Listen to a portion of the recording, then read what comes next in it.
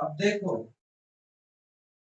प्रश्न क्या बोल रहा है, दी गई भिन्नात्मक संख्या के अंश तथा हर में एक ही धन पूर्ण संख्या को जोड़ दी जाए।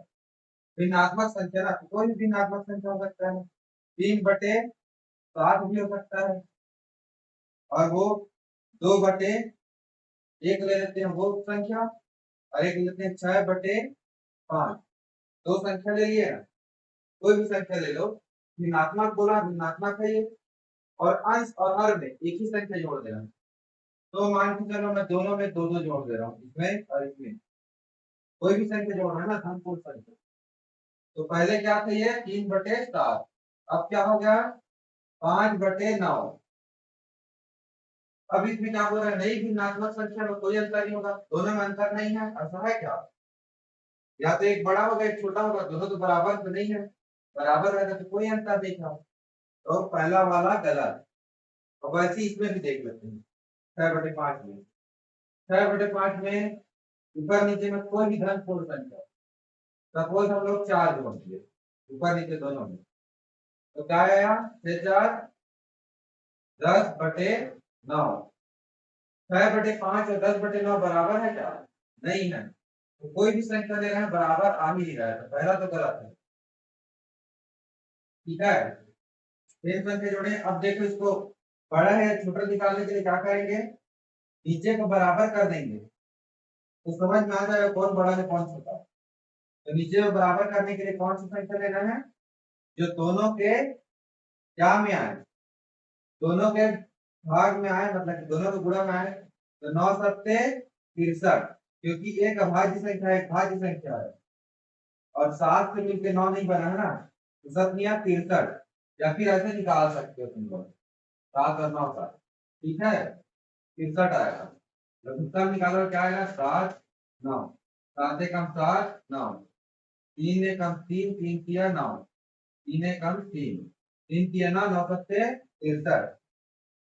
तो दोनों को क्या कर सकते हैं, नीचे नीचे को 63 बना सकते हैं। तो इसको क्या गुणा करेंगे तो 63 बनेगा 7, इसको क्या गुणा करेंगे 63 बनेगा 7।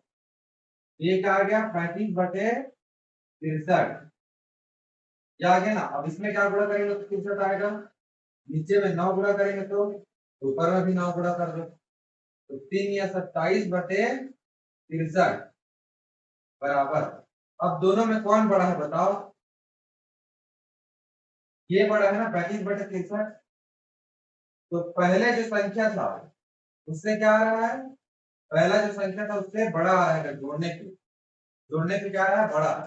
तो नई भिन्नात्मक संख्या पहली भिन्नात्मक संख्या से बड़ी होगी, है ना, बड़ी बड़ी तो है पहली भिन्नात्मक संख्या से।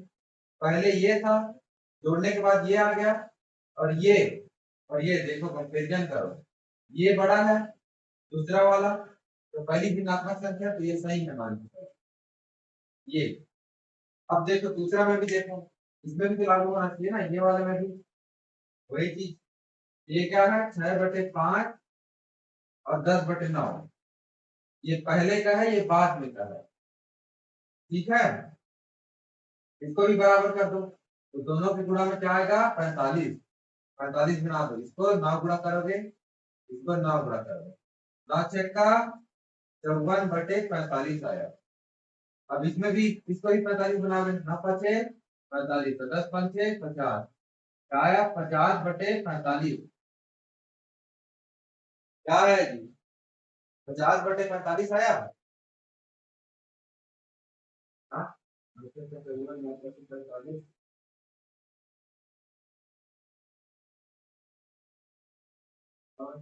9।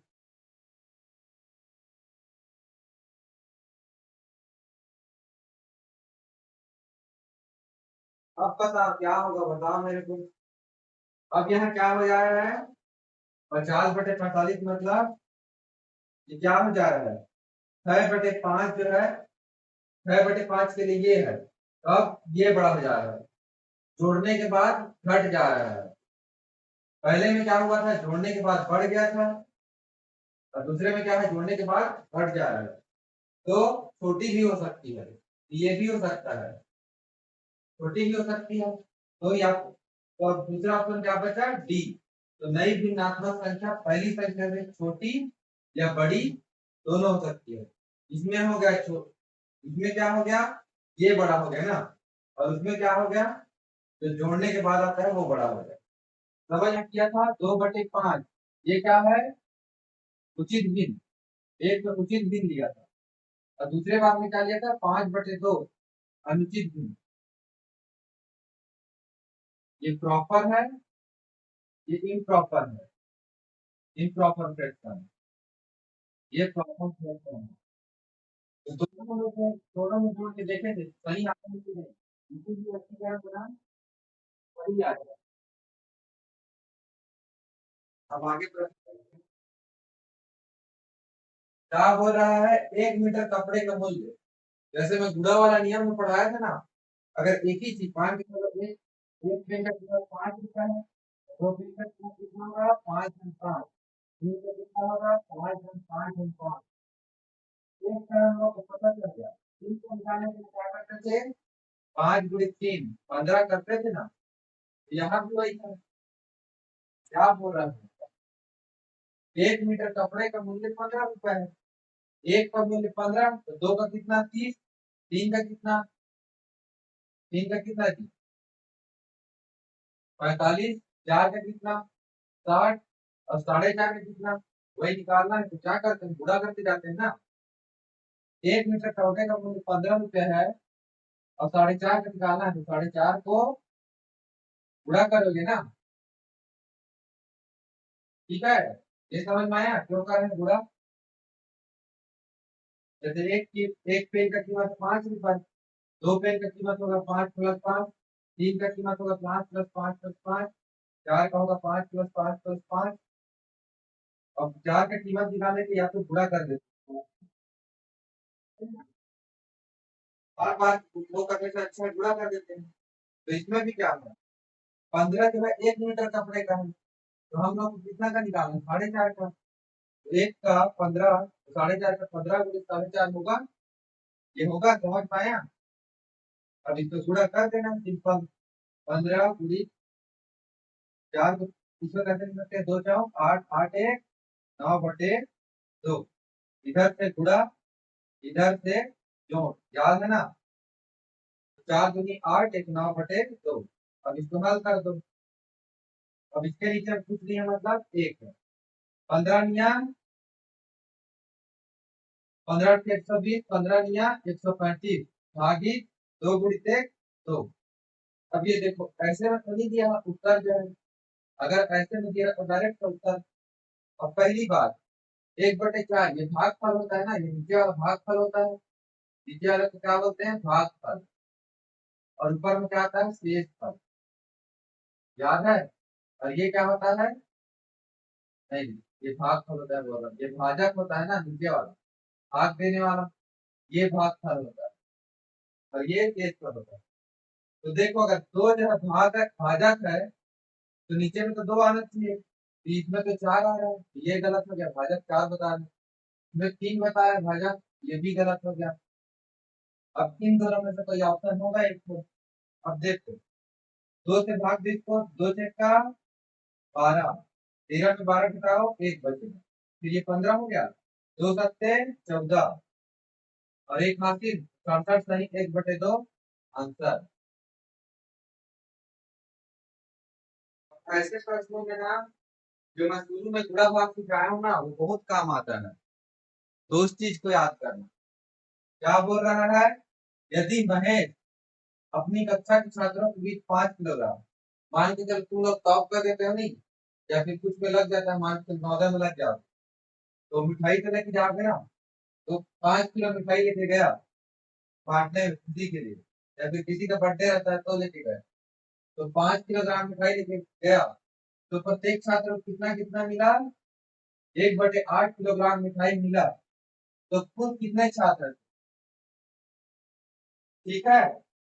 तो 5 को कितना हिस्सा बांटना है, सबको 1/8, 1/8, 1/8 ही मिलना है, इतना इतना के बराबर हिस्सा बांटना है ना। तो जब एक ही के बराबर हिस्सा बांटते हैं तो क्या करते हैं हम लोग, भाग करते हैं, याद है। तो 5 को किससे भाग दोगे? 1/8 से। ये चीज को तो बताया था गुणा भाग के नियम जब सिखा रहे हो तो याद आ गया? हेलो, समझ में आया ना? हेलो, ये चीज को बताया था गुणा भाग वाले नियम में।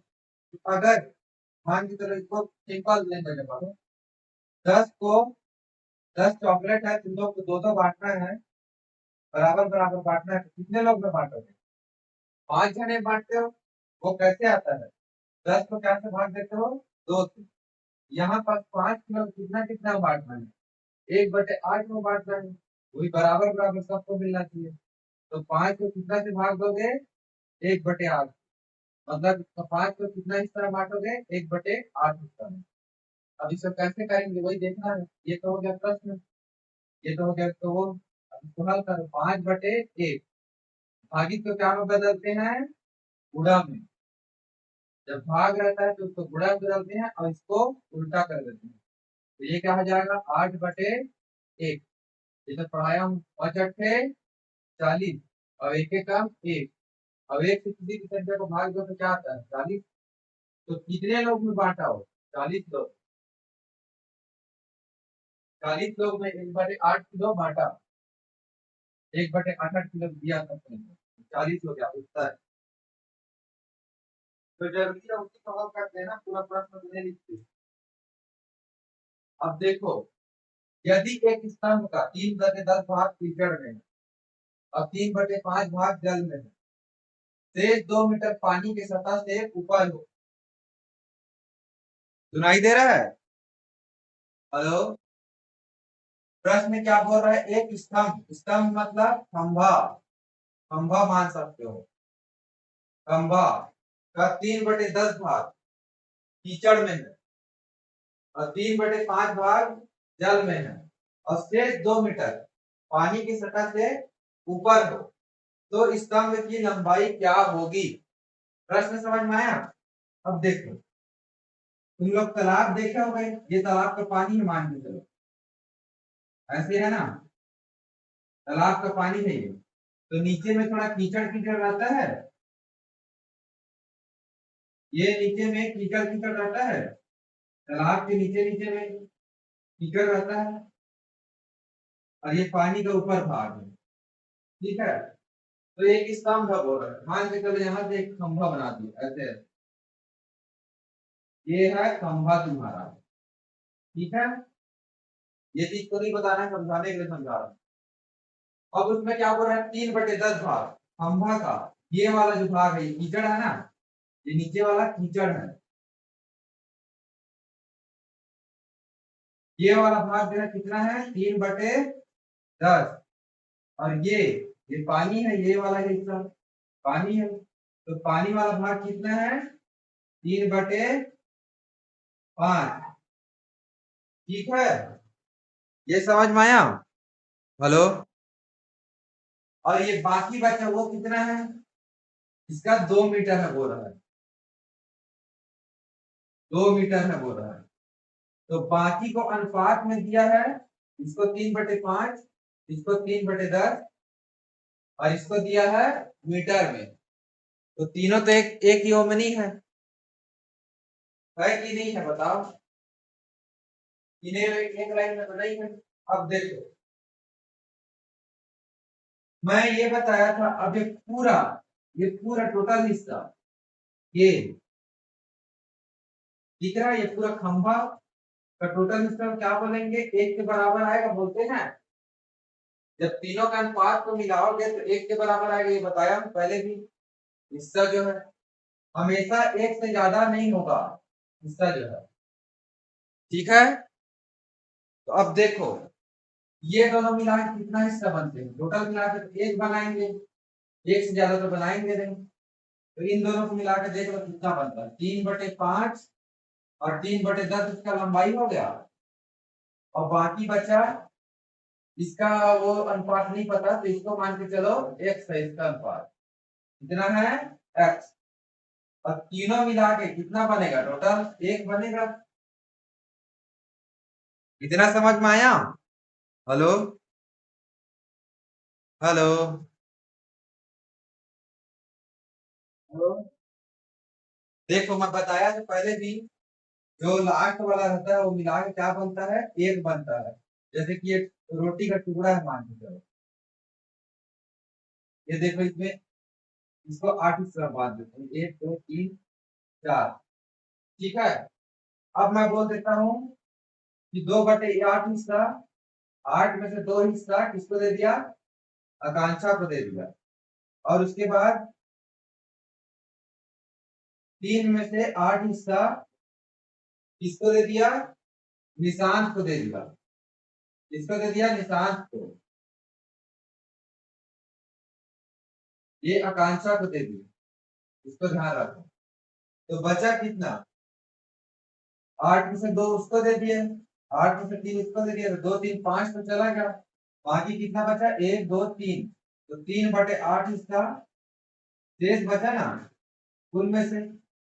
और जो पूरा है, अगर पूरा किसी को दे देते, मान के चलो ये 8वां हिस्सा किसी को दे देते, तो 8 में से 8 किसी को दे देते, तो वो कितना होता, पूरा जो है 8/8 मतलब 1।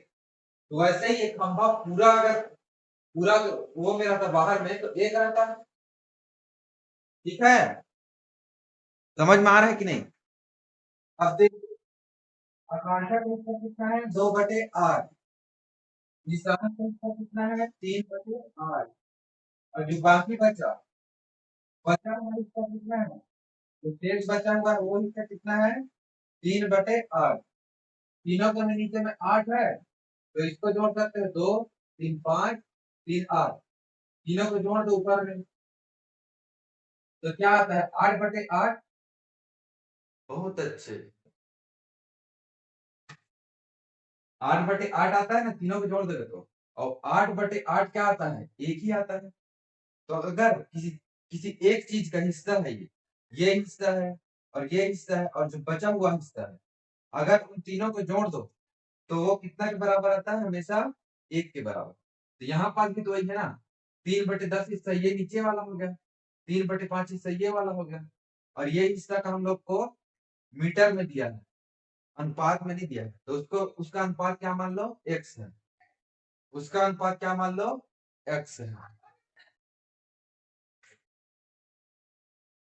उसका अनुपात x है मान के चलो।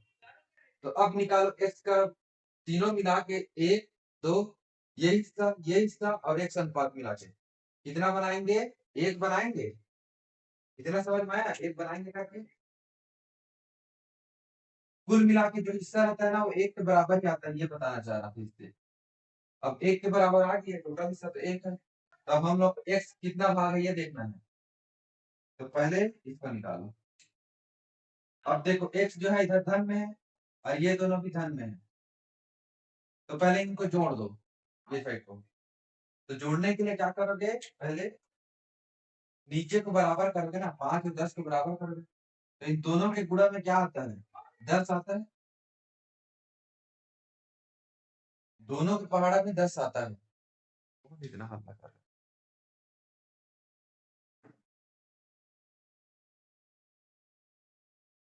हेलो। ये दोनों के पहाड़ा में 10 आता है ना, तो दोनों को 10 बना दो, ये तो 10 पहले से ही है, तो इसको बनाने की जरूरत नहीं है, तो इसको 10 बना दो। क्या से गुणा करोगे इसको, 2, ऊपर को भी 2 से गुणा करो। ठीक है, तो ऊपर क्या आया, 6/10 धन 3/10 धन x बराबर 1। ठीक है। अब देखो 6 3, अब इसको लिखने की जरूरत नहीं है, 10 को नीचे में लिखते हैं, फिर इसके बाद जोड़ते हैं, तो 6 3 9, 9/10 आ गया, 9/10 धन x बराबर 1। ऊपर ऊपर को जोड़ देते हैं, नीचे को एक बार लिख देते हैं। अब ये 10 जो है धन में है, इधर जाके क्या में जाएगा, ऋण में। x बराबर 1 ऋण 9/10, इसके नीचे में कुछ नहीं है, मतलब 1 है। समझ गए, इतना समझ में आया। हेलो। देखो ये 1 है, ये 10 है नीचे में, तो दोनों को तो हटा नहीं सकते, तो इसको भी 10 बना दो। तो कैसे बनाओगे, 10 10 से गुणा कर दो ऊपर नीचे दोनों से, तो ये क्या हो जाएगा, 10/10 माइनस 9/10। तो x बराबर क्या आया? 1/10 आ गया। ठीक है, समझ गए? समझे इतना को? अब इतना समझ गए तो ये क्या है इसका 1/10 हिस्सा है। ठीक है, इतना समझ में आएगा? अब देखो मैं इसको मिटा रहा हूँ ना इस चीज को, ये जो है 1/10 हिस्सा है, पता चल गया। अब खंभा का लंबाई कितना है पता है आपको? अब देखो ये 1/10 हिस्सा कितना है? 2 मीटर के बराबर है। 1/10 हिस्सा कितना के बराबर है? 2 मीटर के बराबर है ना। ये 1/10 हिस्सा में है, हिस्सा में तो 1/10 है, लेकिन एक्चुअल लंबाई में क्या है बोल रहा है? 2 मीटर है, शेष 2 मीटर बचा है। शेष जो बचा है 2 मीटर ना, लेकिन अगर अनुपात में देखेंगे तो 1/10। तो 1/10 जो है 2 मीटर के बराबर है। इतना समझ में आ रहा है? इतना आया कि नहीं आया? इसका इसका 1/10 जो है उतना के बराबर है, बताओ ना। किसका 1/10? 2 मीटर के बराबर। तो खंभे की लंबाई का, ये पूरे खंभे की लंबाई का 1/10 हिस्सा है ना, तो खंभे का लंबाई का स्तंभ की लंबाई का स्तंभ का 1/10 हिस्सा क्या है? 2 मीटर। तो का को क्या बताया हमें? गुणा में, है ना। खंभे का स्तंभ लिख देता है, स्तंभ गुणित 1/10 बराबर 2 मीटर। खंभे का स्तंभ का 1/10 जो है 2 मीटर के बराबर। अब देखो ये एक स्तंभ से गुणा होगा तो क्या आएगा? स्तंभ बटे नीचे में कुछ नहीं है, मतलब एक है। स्तंभ का लंबाई है, लंबाई नहीं पता इसलिए इसको स्तंभ लिख दिया हूँ। ठीक है, तो स्तंभ गुणित एक क्या हो जाएगा? स्तंभ भी हो जाएगा। इसी में भी लंबाई को गुणा करके हो जाएगा। 10 का 10 बराबर 2 मीटर। अब स्तंभ मतलब स्तंभ का ही लंबाई निकालना है, तो स्तंभ को इधर रखो और 10 जब भाग में उधर जाए क्या हो जाएगा? गुणा में 2 × 10 बराबर 20 मीटर। तो स्तंभ का लंबाई क्या निकल गया? 20 मीटर। दिखा? समझ में आया ये चीज जो है कि नहीं आया? तो थोड़ा सा और। हाँ, हेलो, ये चीज जो है समझ में आया? हो रहा है जो हम लोग पहले एक बार और बताता हूँ थोड़ा बीच में। तो क्या बोलता है ये जो है 1/10 हिस्सा पता चल गया, लेकिन 1/10 किसका हिस्सा है? 1/10 किसका हिस्सा दे रहे हैं हम लोग? ये 1/10 हिस्सा बोल रहे हैं, लेकिन किस चीज का है? खंभे का पूरा लंबाई का है ना। खंभे का लंबाई का 1/10, जैसे कि मान के चलो ये बोलता हूँ कि आधा हिस्सा वो 1/2 मतलब तुम्हारे पास 50 चॉकलेट है, उसका आधा हिस्सा तुम दे दो किसी को, आधा दे दो, तुम्हारे पास कितना बचेंगे? 50 का आधा 25, 25 को किसी को दे देंगे। तो क्या निकाले हम लोग? 50 का आधा 25 है। ठीक है, ये समझ में आया? समझ में आया कि नहीं आया ये चीज जो है? हेलो, अब देखो 50 का आधा हिस्सा हम लोग 25 दे दिए। अब मान के चलो ये चीज नहीं दिया है, तो किसका आधा हिस्सा 25 के बराबर होगा? तो मान के चलो x का आधा हिस्सा 25 के बराबर होगा। जैसे खंभे का लंबाई था, तो l का आधा हिस्सा, ये किसी खंभे का लंबाई का ही तो आधा हिस्सा है ना, तो इस खंभे का लंबाई को l मान लो, तो l का आधा हिस्सा क्या है? 25 के बराबर। वो पहले से दे दिया है, और यहाँ पर आधा हिस्सा ना देके क्या दिया है? l का, l का 1/, मतलब कि खंभे की लंबाई का 1/10 हिस्सा क्या है? 2 मीटर है बोला है। शेष बचा है वही 2 मीटर है, शेष कितना बचा है? 1/10 ही बचा है शेष। अब इसको कर दो हल, 1 × 1/10 बराबर 2। अब इसको हल किए ही है, समझ गए इस चीज को? हेलो, सभी को? अब देखो इसमें प्रश्न क्या कर रहे हैं, किसी संख्या का पांचवा भाग या फिर एक तिहाई बोलते हैं, एक तिहाई बोलते हैं, तो एक तिहाई बोलते हैं तो क्या लिखते हैं, 1/3। अब पांचवा भाग बोल रहे हैं तो मतलब कि 1/5 भाग, 1/5। किसी संख्या का 1/5 भाग, किसी संख्या मतलब कि मान के चलो वो कौन सी संख्या है, एक्स। संख्या का मान भी पता ना हम लोग को, एक्स है। एक्स का 1/5 भाग, ठीक है, उसके उसी के मतलब कि उसके संख्या के 9वां भाग, तो एक्स का 1/9 भाग, 9वां भाग मतलब से 12 अधिक है, मतलब कि इस ये जो है इससे कितना अधिक है, 12 अधिक है, तो इसको इससे घटाओगे तो 12 ज्यादा आएगा ना, आएगा कि नहीं आएगा? हेलो, या फिर देखो, पेन क्यों नीचे रखा है, एक्स का 1/5 भाग दे दिया है और एक्स का 1/9 भाग दे दिया है, ठीक है, उसके 9वें भाग से कितना अधिक है, 12। अब तुम लोग बोलोगे कि 10 जो है 22 से, मतलब कि एक जो संख्या है वो किसी से ज्यादा है, कितने ज्यादा है, 12 ज्यादा है, तो 12 इसमें ज्यादा जोड़ोगे ना, 12 इसमें जोड़ोगे, 12 अधिक है बोल रहे हैं, तो ये दोनों बराबर होंगे कि नहीं होंगे? कैसे, समझ में आया? यही कह रहा है, अब इसको वो में समझो, किसी संख्या का 1/5 भाग उस संख्या के 1/9 भाग से कितना ज्यादा है, 12। वही लिखती है हम लोग इक्वेशन के रूप में। इतना समझ में आया? हेलो, इतना समझ में आया जी? हेलो, हेलो, कोई बोलो यार, इतना समझ में आया कि नहीं आया? किसी संख्या का 5वां भाग उस संख्या के 9वां भाग से 12 अधिक है, मतलब कि 12 जोड़ देंगे तब तो ज्यादा रहेगा ना। अब देखो इसको क्या करेंगे, ये दोनों जो है एक जैसा है, तो एक्स एक्स दोनों में है, तो दोनों को पास मिलाएंगे, इधर क्या है, धन में, तो इधर आके क्या हो जाएगा, ऋण में, तो एक्स का 1/5 भाग मतलब ऋण एक्स का 1/9 भाग बराबर 12।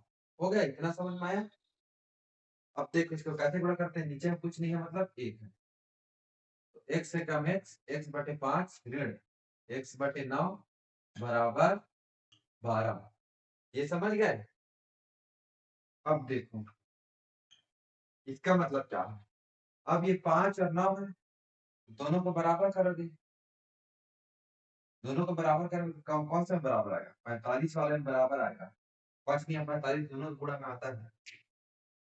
जनरली एक अभाज्य संख्या रहता है ना, और उस दूसरे संख्या में उस अभाज्य संख्या का गुणन कर नहीं रहता, तो गुणा कर देते हैं सिंपल, या फिर लघुत्तम समापवर्तक निकाल सकते हो, ठीक है।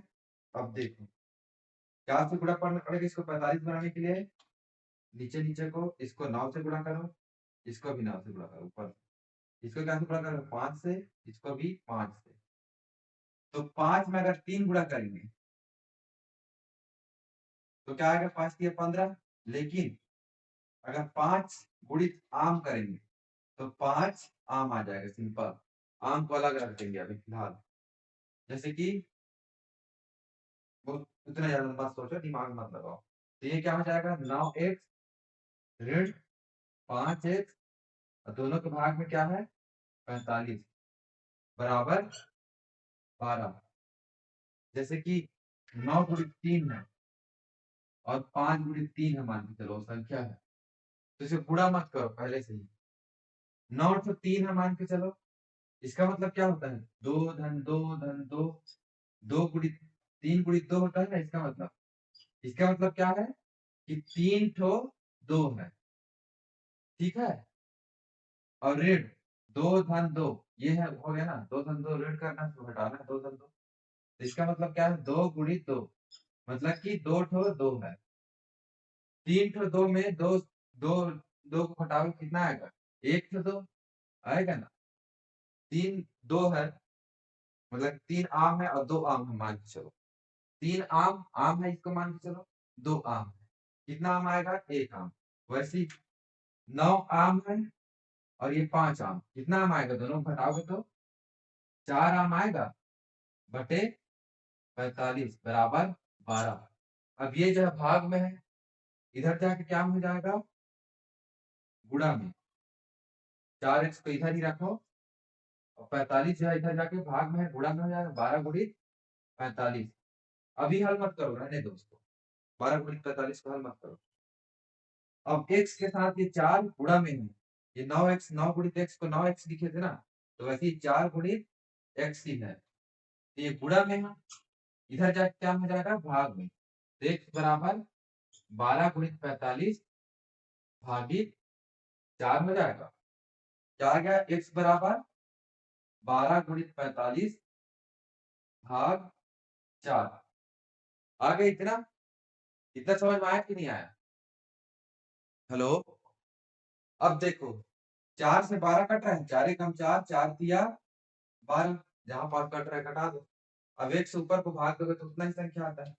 3 से गुणा कर दो, 3 5 6 15, 3 चौक 12 1 13, 135 भागित 1 मतलब 135।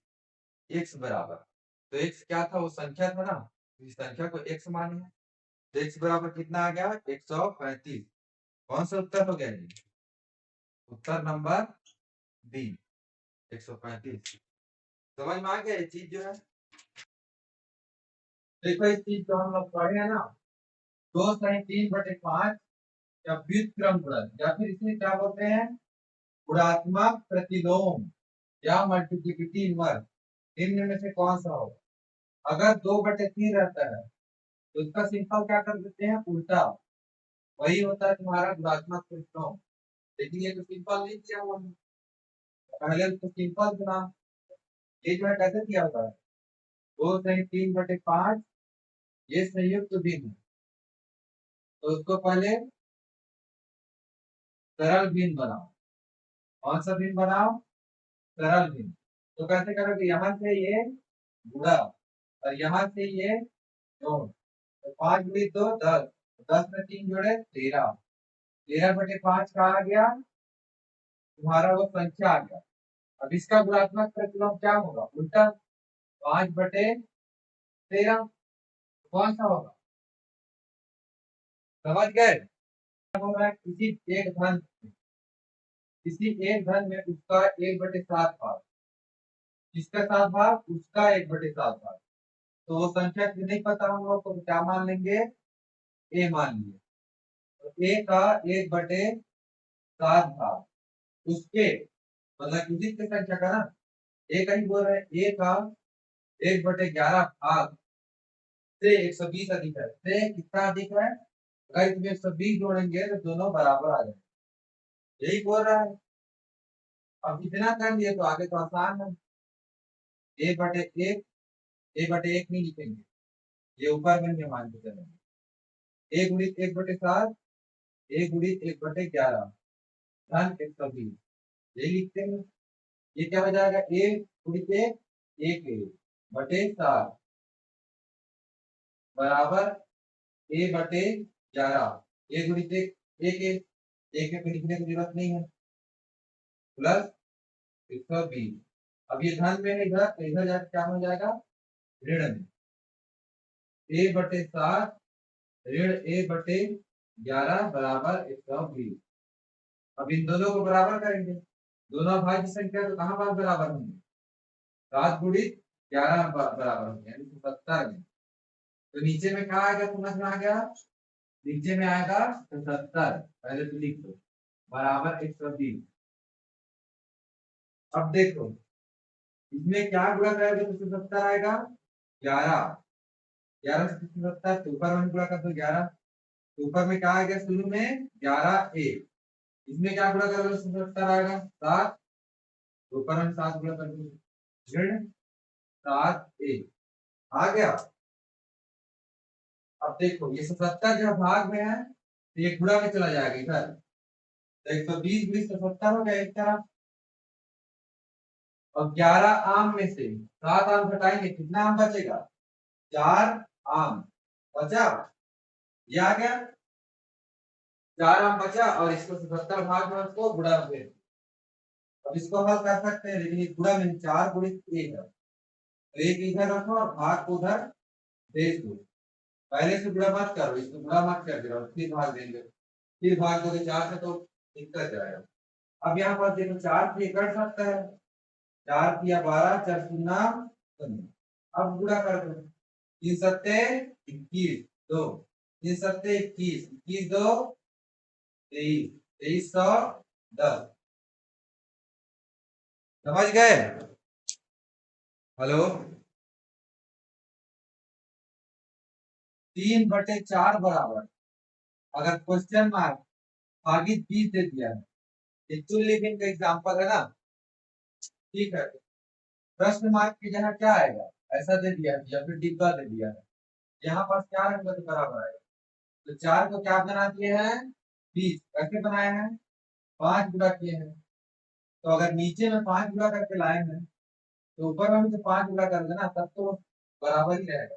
तो क्या आएगा 3 5 6 15, 5 4 30, ऐसे घटाओगे तो 5 किया 15, 5 4 30 बराबर आएगा ना।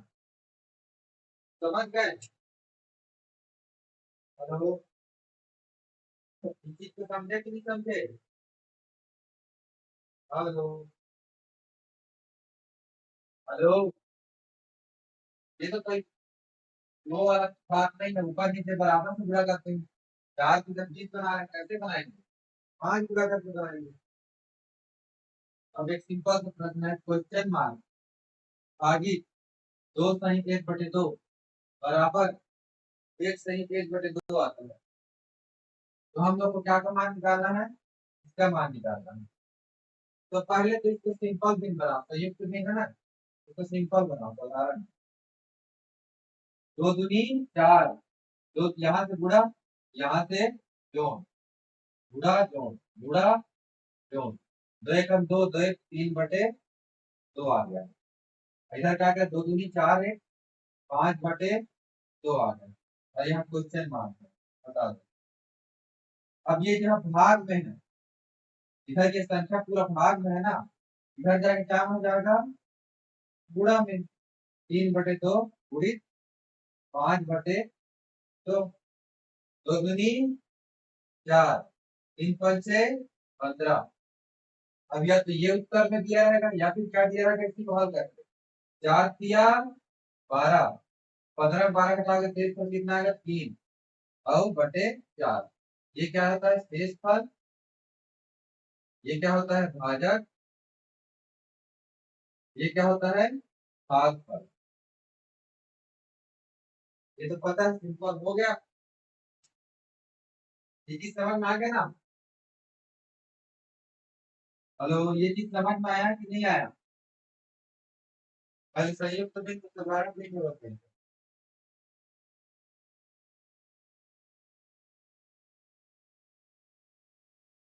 प्रश्न है, एक में कितना घटाया जाए, घटाया जाए कि शेष 1/7 हो। ठीक हो रहा है ना? तो क्या करना है, एक में कितना घटाना है पता है क्या तुम लोग? तो नहीं पता है तो कुछ भी मान लो, n मान लो, बराबर 1/7। एक ऋण n मान लो बराबर 1/7। अब ये ऋण में है तो पहले इसको एक पार दे दो, क्या में आ जाएगा धन में, n जो है ऋण में, इधर धन में आ गया। अब ये धन में है तो इधर आके क्या हो जाएगा ऋण में, बराबर n। अब इसको हल कर सकते हो, बटे में 1 है, इसको नीचे के साथ बना दो और फिर साथ में जुड़ा दो, 7 का 7, 7 का 7, तो 7 माइनस 1/7 दोनों के नीचे में आ गया है वो 7 को। 7 माइनस 1/7 मतलब 6/7 बराबर n। तो एक में कितना घटाओ 6/7, तो 1/7 आ जाए। समझ गए इस चीज को? हेलो, प्रश्न ये हो रहा है, किसी गांव की जनसंख्या का 1/3 भाग, 1/3 भाग किसका उसके गांव की जनसंख्या का, किसी गांव की जनसंख्या का।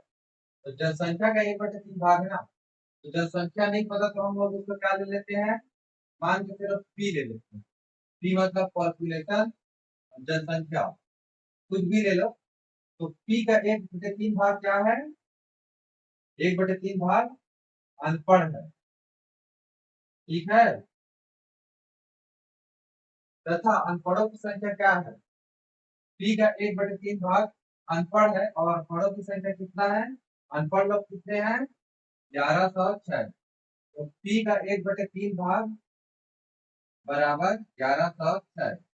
इतना समझ में आ गया, जो बोला है वही किए हैं, है ना। अब देखो, शिक्षित की संख्या निकालना है, तो कुल संख्या निकाल के उसमें अनपढ़ की संख्या को घटा देंगे, तो शिक्षित का अपने आप निकल जाएगा ना संख्या। तो पहले कुल संख्या निकाल लो। तो कुल संख्या क्या है, पी का मान निकालना है। तो पी गुणित 1/3 यहाँ पूरा कर दे, नीचे का नीचे पूरा होगा, p/3 बराबर 1106। इसको यहाँ पास आना है, इसी स्टेप से डायरेक्ट यहाँ आना है।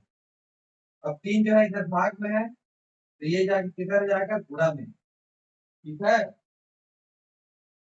p/3 अलग अगला स्टेज भी करता हूँ।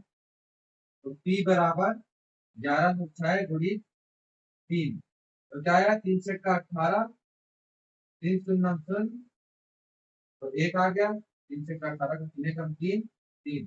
तो कुल कितने लोग हैं, 35 तो 18 लोग। तो अगर उसमें अनपढ़ लोग को हटा देंगे, मतलब कि अनपढ़ लोग को हटा देंगे, तो पढ़े वाले लोगों की संख्या निकल जाएगा ना। अनपढ़ लोग को हटा देंगे तो शिक्षित का निकल जाएगी संख्या, शिक्षित का। अब देखो, इसमें सबका इकाइयां अलग अलग है ना। अब देखो 8 में से 6 घटाओगे क्या आएगा, 2। तो इकाइयां का खाली 2 है ना, इसीलिए 35 और 18 तो खुद उसका संख्या हो गया, टोटल जनसंख्या हो गया, तो ये तो गलत हो गया। अब आखिरी अंक 2, हाँ। अब देखो खाली 2, आखिरी अंक 2 इसी में आ रहा है, यही उत्तर होगा, निकाल के देखो। 1 में शून्य घटाओगे 1, 3 में 1 घटाओगे 2, 3 में 1 घटाओगे 2। तो इतना को निकालने का टाइम बचा दो, डायरेक्ट इकाई अंक भी देख के मान सकते हो कि ये निकल गया। कुल जनसंख्या में हम लोग अशिक्षित को निकाल दिए, जो नहीं पढ़े उन लोग को निकाल दिए। तो बाकी जो बचेंगे वो पढ़े लिखे हैं ना, तभी तो उन लोग को अलग रखे हैं। समझ गए इस चीज को, प्रश्न क्या बोल रहे समझ में आ रहा है ना। किसी पीपे का, पीपा मतलब जो टीना रहता है ना, हम लोग का तेल का डब्बा लाते हैं, ऐसे टीने का डब्बा लाते हैं, उसका 3/5 भाग भरा हुआ है। मतलब कि 5 में से ये 3/5 भाग मान के चलो इतना वो भरा हुआ है। तो बाकी कितना है, ये टोटल मिलाकर 5/5 होता है, मतलब 1 होता है, 5/5 का 1 होता है, 1 भाग होता है कुल मिला के, ठीक है। ये कुल मिला के 1 भाग बनता है, लेकिन ये 3/5 है, 3/5 भरा हुआ है। तथा उसे भरने के लिए 180 लीटर, मतलब कि जो बाकी बचा है तो भरने के लिए कितना चाहिए, इसको 180 लीटर और तेल चाहिए, इसमें 180 लीटर तेल और डालेगा, तब वो पूरा भरेगा। तो ये स्टेज का मान दिया है कितना, 180 लीटर तेल और भरना है स्टेज में। लेकिन हम लोग को यहाँ अनुपात में दिया है, तो इसको भी अनुपात में आने पड़ेगा। तो ये मान के चलो इसका अनुपात क्या है, x, ठीक है। तो दोनों को जोड़ोगे 3/5, या फिर एक में से एक तो पूरा है, उसमें से 3/5 को घटा दोगे तो बाकी बचा वो निकल जाएगा ना, ये निकल जाएगा। या फिर 3/5 और x इतना अनुपात कितना बचा है उसका है, उसको जोड़ोगे तो हमेशा क्या के बराबर आता है, 1 के। और 1 से ये 3/5 में है, इधर घटा में चलेगा। ये समझ में आया। तो हम लोग को इसका अनुपात निकालना है बाकी का।